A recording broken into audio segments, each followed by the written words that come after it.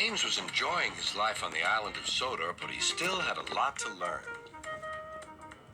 "You're a special mixed traffic engine," said Sir Topham Hatt. "You can pull coaches or freight cars quite easily, but you must learn by your mistakes." James knew what Sir Topham Hatt meant. He could well remember that dreadful accident on his first day. "Be careful with the coaches, James," said kind little Edward. "They don't like being bumped."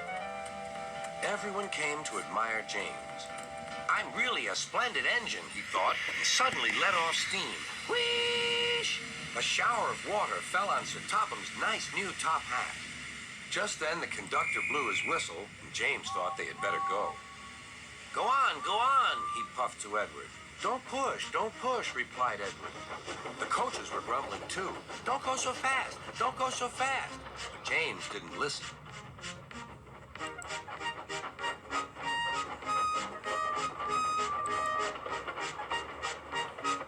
When at last they stopped at the next station, 2 coaches were beyond the platform. They had to go back to let the passengers out. But no one seemed to know about Sir Topham's new hat, so James felt happier.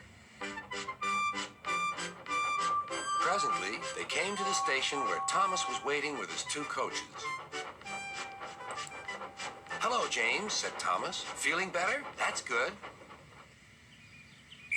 "Oh, that's my conductor's whistle. I must go. I don't know what Sir Topham Hatt would do without me to run this branch line." And he puffed off importantly. Edward and James passed the field where James had had his accident. The fence was mended and the cows were back again.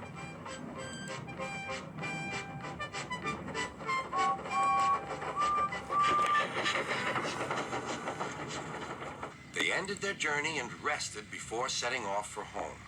James was still wondering what Sir Topham would have to say about his new hat.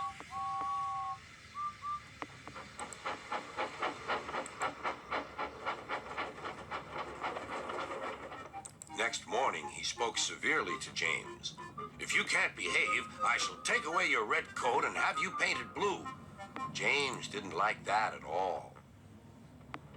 He was very rough with the grumbling coaches as he brought them to the platform. "Don't talk. Come on."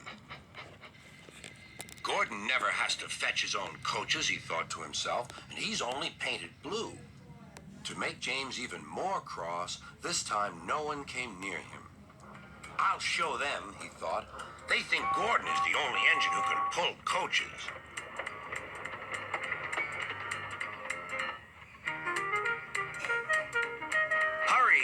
Hurry, puffed James. You're going too fast, replied the coaches. James laughed and tried to go faster, but the coaches wouldn't let him. We're going to stop.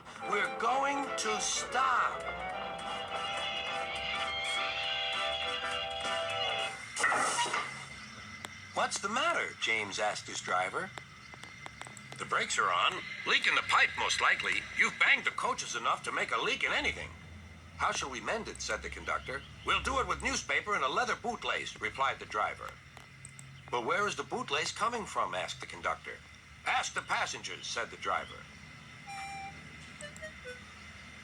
You have a leather bootlace there, said the conductor to a smartly dressed man. Please give it to me.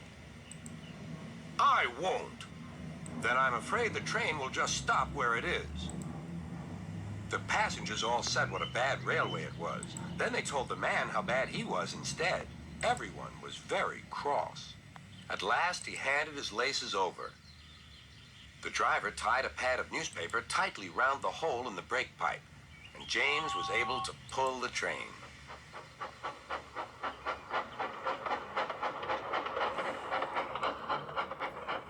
But he was a sadder and wiser James, and took care never to bump coaches again.